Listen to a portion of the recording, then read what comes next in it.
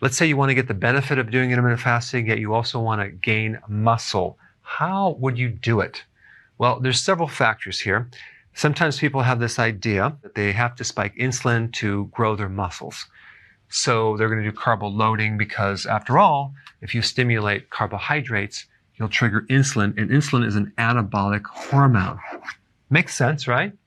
But in reality, when you stimulate insulin that much or too much, you create insulin resistance.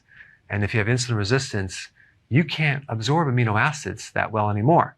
This is why a pre-diabetic or a diabetic or someone that has insulin resistance doesn't absorb protein or amino acids that well. So here you are trying to gain muscle mass, but all this glucose and this insulin is creating a resistance to that protein going in your body. There's this product called Serious Mass, and I have a picture of it right here, where you're supposed to take this product and bulk up, right? 2 scoops is 252 grams of carbohydrates. This is 2 scoops. And the first ingredient is maltodextrin. Okay, this is way worse than sugar. It's way worse than high fructose corn syrup. It's like 110 on the glycemic index. So what's going to happen? You are going to bulk up, but you are going to bulk up with a lot of fat. This is going to spike your blood sugars and create a lot of complications. All right, let's talk about some other factors. I'm going to recommend you do 2 meals a day. Okay, if you're trying to develop more muscle mass, not 1 meal a day, but 2 meals a day. And at the very minimum, do intermittent fasting 16 hours. So you're basically fasting for 16 hours and you have an 8-hour eating window. So let's say your first meal is at 10 in the morning and your next one is at 6. And you can do any pattern you want, but just starting out, this would be the very minimum to start seeing improvement, because we want to do intermittent fasting to spike growth hormone. But as you do it, you want to start increasing this more and more and more and more until you get to a point where this fasting is 21 hours and a 3-hour eating window if possible.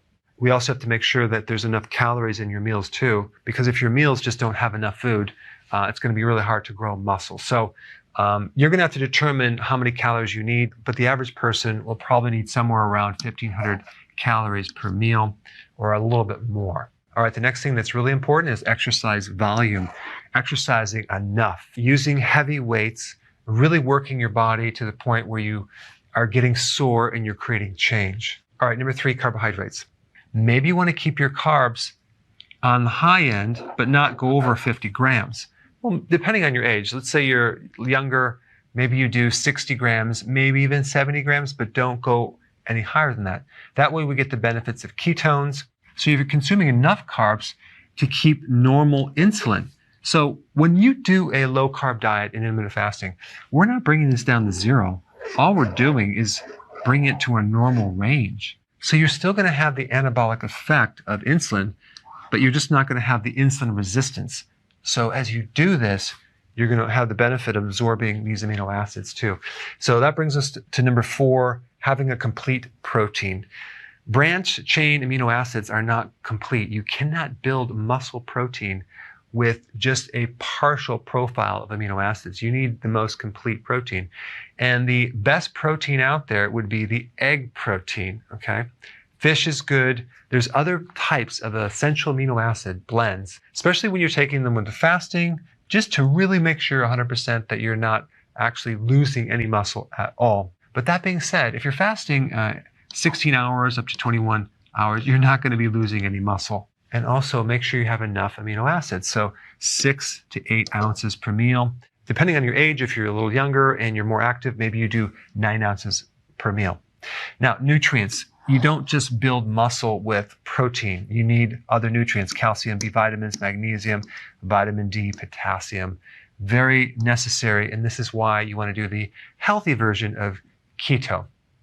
Some other factors that can slow you down is having high cortisol. That's the stress hormone. And that can come from not sleeping.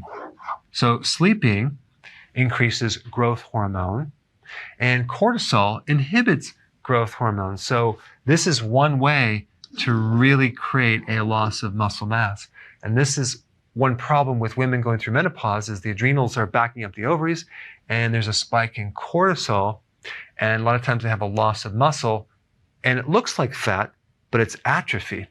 So cortisol is very, very destructive on your muscles. So you want to keep your stress as low as possible. Now, if you're doing prolonged fasting, I wouldn't go past 72 hours if you're trying to maintain your muscle mass. Not that it's going to be a problem, but if you're new to this, if you go too long and you don't have enough reserve built up, it could create a little loss of muscle. All right, guys, there you have it. These are the factors to help you maintain and even grow more muscle mass when you're doing intermittent fasting. If you're new to my channel, check out this video on intermittent fasting. It will give you everything you need to know about how to do it healthily.